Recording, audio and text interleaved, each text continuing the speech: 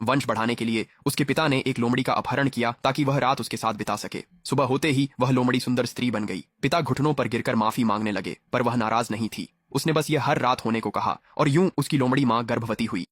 कई साल बाद वह पहाड़ पर लकड़ी काटने गया और वहां एक विशाल अजगर को एक छोटी घायल लोमड़ी के चारों ओर लिपटा हुआ पाया। उसने एक पल भी नहीं सोचा, बस अपनी कुल्हाड़ी उठाई और सीधे सांप की ओर फेंक दी, जो सीधा उसके सिर पर लगी।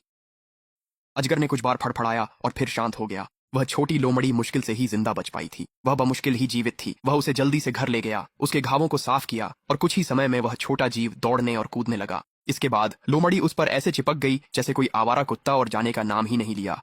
लेकिन वह खुद एक अनाथ था जो मुश्किल से अपना पेट भर पाता था, इसलिए वह बार बार उसे पहाड़ पर वापस भगा देता था। फिर भी हर रात वह लोमड़ी डगमगाते हुए वापस आ जाती, अपने मुंह में जंगली फल, कोई खरगोश या तीतर लेकर। तभी उसे आखिरकार समझ में आया, लोमड़ी उसे दिखा रही थी कि वह अपना ख्याल खुद रख सकती है, इसलिए उसने आखिरकार उसे रहने दिया। उस पल के बाद से वह उसकी छोटी साथी बन गई। वह लकड़ी काटने जाता तो वह भी उसके साथ जाती, वह भेड़ें चराने जाता तो वह भी साथ होती। यहां तक कि जब वह बैठकर होमवर्क करता तो वह चुपचाप उसके पास ही गोल होकर बैठ जाती। लेकिन यह सब अचानक उसके हाई स्कूल के अंतिम वर्ष में रुक गया। लोमड़ी बिना कुछ कहे गायब हो गई। वह अंधेरा होने तक इंतजार करता रहा, वह कभी वापस नहीं आई। फिर अचानक एक बूढ़ी औरत उसके दरवाजे पर आ गई। वह एक छड़ी के सहारे झुकी हुई थी और उसके चेहरे पर एक गर्म कोमल मुस्कान थी। युवक, मैं अपनी पोती को ढूंढ रही हूं, क्या तुमने उसे देखा है? उसने उनसे पूछा। आप किस पोती की बात कर रही हैं? बूढ़ी औरत बोली, सालों पहले मैं पोती को घर छोड़ गई थी, पर लौटने पर वो गायब थी। सुना है वो यहां तुम्हारे साथ है। उसने सिर हिलाकर कहा, शायद आपको गलत फहमी हुई है। बुढ़िया बस ओह कहकर सिर हिलाती रही, लेकिन उसकी नजरें उसकी रसोई पर टिकी हुई थीं। उसने उसकी नजरों का पीछा किया और फिर पीछे मुड़कर देखा। छोटा लोमड़ी वहीं बैठा था, अपनी पूंछ हिलाते हुए बूढ़ी औरत की ओर देख रहा था। उसके चेहरे पर मानो मुस्कान सी थी, और यह पहली बार था जब उसने खुद को किसी और के सामने दिखाया था। बूढ़ी औरत ने एक पल के लिए मुस्कुराई, फिर बिना कुछ कहे मुड़कर चली गई। उस रात लोमड़ी हमेशा की तरह उसके पेट पर गोल होकर सो गई, लेकिन जब वह अगली सुबह उठा तो वह गायब थी। जैसे ही वह बिस्तर से उठा, उसने मेज पर एक लाल पेटी रखी हुई देखी। उसके अंदर एक औरत के काले बालों की एक लट थी जो लाल कागज की पट्टी में लिपटी हुई थी। उसे इसका कोई मतलब समझ नहीं आया, इसलिए वह इसे गांव के बुजुर्ग के पास ले गया। बुजुर्ग ने एक नजर देखा और हंस पड़े। बेटा, कोई लड़की तुम्हें दिखा रही है कि वह तुम्हें पसंद करती है। इसे उसके परिवार के पास ले जाओ और तुम प्रस्ताव रख सकते हो। अब बताओ, दादाजी को बताओ, किस लड़की ने तुम्हें यह भेजा है? वह बस वहीं जड़ हो गया खड़ा रहा। क्या लोमड़ी ने यह उसके लिए वापस लाया था? लेकिन चाहे कुछ भी हो, वह कभी सोच भी नहीं सकता था कि उस दिन के बाद से छोटी लोमड़ी फिर कभी नहीं आई। जब वह चली गई तो वह अंदर से पूरी तरह खाली महसूस करने लगा। हर दिन वही दिनचर्या थी, खाना, सोना और पहाड़ के हर कोने को छान मारना उसे ढूंढने के लिए। आधे महीने से भी ज्यादा बीत जाने के बाद भी उसे एक भी सुराग नहीं मिला था। वह लगभग हार मानने को तैयार था, यह मानकर कि वह उसे फिर कभी नहीं देख पाएगा। फिर एक दिन लगभग 2 हफ्ते बाद जब वह घर लौटा तो देखा कि एक बूढ़ी औरत उसके दरवाजे के बाहर बैठी रो रही है। वह उसके पास गया और पूछा कि क्या हुआ, तो उसने अचानक सिर उठाया। उसकी आवाज धीमी और डरावनी थी। मैं अपने पोते को ढूंढ रही हूँ, वह गायब हो गया है। तुमने उसे देखा है ना? एक सिहरन उसके पूरे शरीर में दौड़ गई। पिछली बार वह पोती थी, अब यह पोता है। हर कोई बार बार उसके दरवाजे पर ही क्यों आ जाता है? उसने जल्दी से सिर हिलाया और कहा कि उसने किसी को नहीं देखा, लेकिन बूढ़ी औरत बस उसे घूरती रही और धीरे से बोली, 6 साल पहले क्या? 6 साल पहले क्या तुमने मेरे पोते को देखा था? यह सवाल कम और इल्जाम ज्यादा लग रहा था।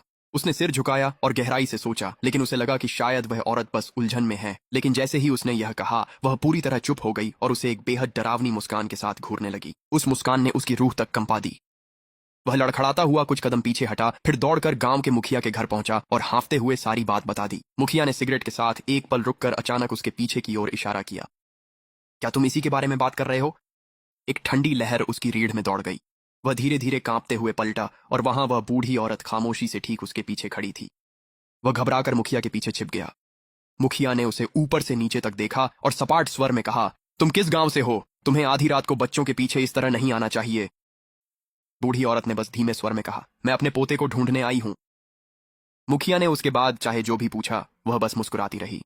मुखिया ने अंदर से 2 अंडे निकाले और उसे दे दिए। ये लो और यहां से चली जाओ, मेरे घर आकर लोगों को डराना बंद करो। लेकिन बूढ़ी औरत ने अंडों को देखा, फिर उन्हें सीधा जमीन पर फोड़ दिया।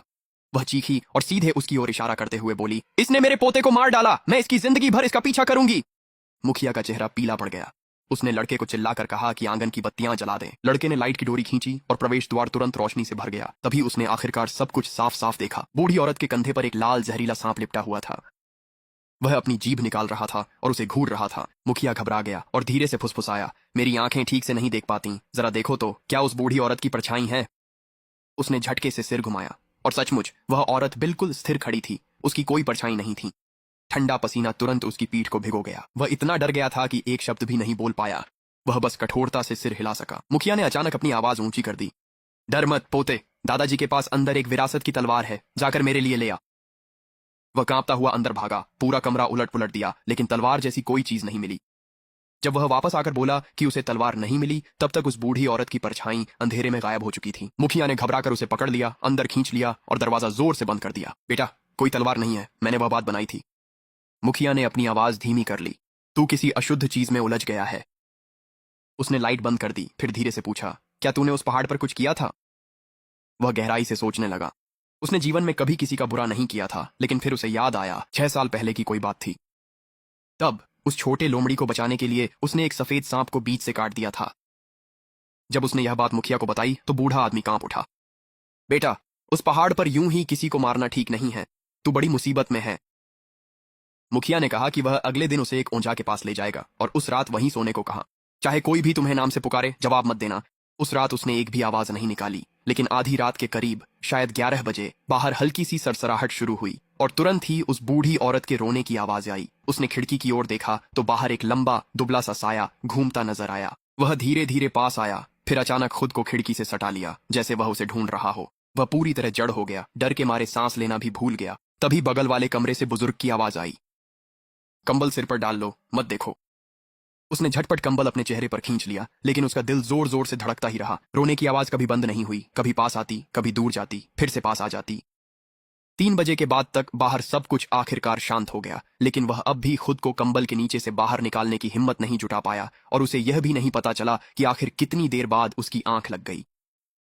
और फिर उसका डरावना सपना शुरू हुआ। जिस सफेद सांप को उसने काट काट कर टुकड़े टुकड़े कर दिया था, जो खून से लथपथ और बुरी तरह घायल था, वह उसे घूर रहा था और इंसानी आवाज में बोला, मुझे मेरी जिंदगी वापस दे दो। वह चीख पड़ा और सीधे बिस्तर पर उठ बैठा। बाहर पहले ही पूरी तरह दिन निकल आया था। बुजुर्ग उसके बिस्तर के पास खड़े थे, उसे उठने के लिए कह रहे थे। वे अगले गांव जा रहे थे, एक ओंझा से मिलने के लिए। लेकिन उसी रात वह पागल बूढ़ी औरत फिर लौट आई। वह फिर से खिड़की पर थी, उसी खोखली मुस्कान के साथ उसे घूरते हुए। बुजुर्ग छुरी लेकर बाहर दौड़े, लेकिन वहां कुछ भी नहीं मिला।